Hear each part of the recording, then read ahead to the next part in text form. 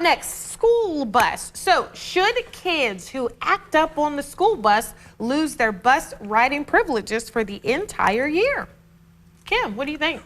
I was kind of a scrawny kid when I was little, and a little small for my age, and I got picked on the bus sometimes, and some kids can be pretty mean sometimes, you know. So from my point of view, as one of those kids that got picked on a lot, you know, with the butt of those jokes and things, I kind of understand why some time away might be a good thing. Yeah. I can't say, there definitely needs to be a punishment for bullying on a bus. You're trapped on that bus and you have nowhere to go.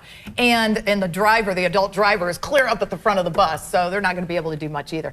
But I think that expelling them off the bus for the entire year is not a good idea. I think that they should be punished maybe with a suspension, like a week or two. Let the parents take care of business at home on punishment there. But then also, you know, for the 2 weeks, you know, the parents can continue, you know, to explain and to teach their child that bullying is going to get them in big trouble. I like how Lisa said take care of business. She meant we're going to get a little whooping. Yep.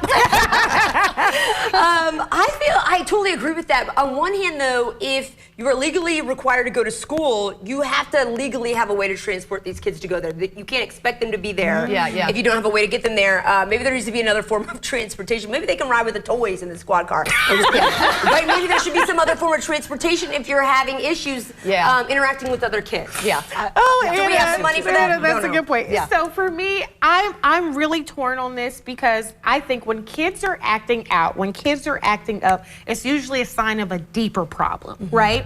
And so I think sometimes bad behavior, now some kids are just bad, let's be clear. But I think sometimes acting out is a cry for help, and my mind goes to that little boy who shot up the school, and he was begging and begging and begging for somebody to help him. Was writing it on his papers, was telling his parents, I need help. And everybody ignored this child until he shot up the school. You know what I mean? And so I think if we're gonna have these situations where a child is acting up, all right, well, you're suspended off the bus for a while, but let's also take you to the psychologist or to the counselor, because clearly something is going on. And you know, Sherelle, I'm also worried too because my son was bullied in school. Now, he wasn't on a bus, but he was bullied at school.